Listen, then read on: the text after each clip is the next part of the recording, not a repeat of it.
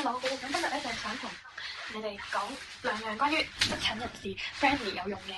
藥膏啦。咁首先第一款咧就呢個茶參。咁因為我自己本身由細到大嘅濕疹咧就係好嚴重嘅，就係會爛晒啦，手拗腳拗啊，跟住就手掌呢位都有啦。咁今年翻完香港之後，可能係天氣啦，同埋我翻香港嘅時候咧就用錯咗一隻藥膏，跟住眼皮呢啲位咧就腫晒啦，個眼皮變咗咁厚，人生從來冇見過自己個眼皮咁厚。咁喺香港睇下醫生，食嗰啲藥之後翻到嚟就一路好努力咁樣想 recover 翻去正常皮膚。我喺英國呢一邊咧啲皮膚就係完全冇問題嘅，就係正常人咁樣。咁呢一隻咧其實已經唔係我第一次用噶啦，我以前咧有用過佢係去睇呢邊嘅 GP，即係類似家庭醫生嗰啲啦。嗰陣時就係腳板底嗰個位係爛咗，咁腳板底嗰個位爛咗之後佢就俾呢一隻藥膏我啦，咁我就搽呢隻藥膏，跟住濕敷咗 around 兩個禮拜。其實就用晒呢支藥膏之後，就一路正常嘅保濕，跟住腳板底就已經變咗完全冇事，係連續翻去香港2次我都係冇翻發過嘅我隻腳板底。咁今次翻嚟咧，我就繼續用呢隻藥膏啦，跟住係腳拗嗰啲位已經 cover 得唔錯啦，跟住同埋條頸呢位都係啦，而家係冇乜嘢咁樣啦。跟住所以呢隻藥膏我就覺得係幾 work 咯。所以我覺得濕疹人就可以用。我今次翻嚟已經用咗2支啦，呢一個 size 2支，呢隻係紅。我而家已經開緊第3支，我諗住以後都會用呢隻可能好啲。同埋咧，我覺得佢 work 嘅原因係因為咧，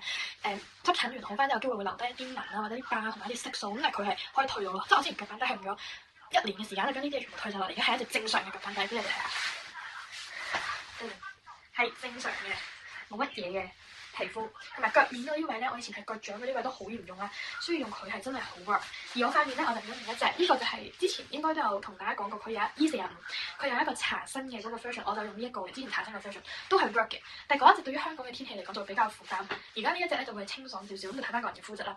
咁但係佢呢一支搽面嘅 gel 咧，我都有拎到佢翻香港，係好乾嘅時候咧，你搽少少咧，佢都會好翻，同埋好似執啲皮咧會即刻少咗好多，第二日就會冇乜情況。我而家都有繼續用佢嚟搽人中啦，同埋呢度兩個位，因為我呢啲位都係有濕疹，同埋佢呢啲 gel 咧個質地係超級清爽，真係好薄，好快吸收。咁就係無論喺香港夏天啊，定係香港啲潮濕啲嘅天氣咧，用呢一支都係會好好，都係乾皮膚或者係你啲皮膚係純粹有啲傷口咁樣塊面嗰啲位都可以用咯。加上呢隻好襟用，個價錢都好好嘅，唔係好貴，所以今日就想同大家講呢兩支。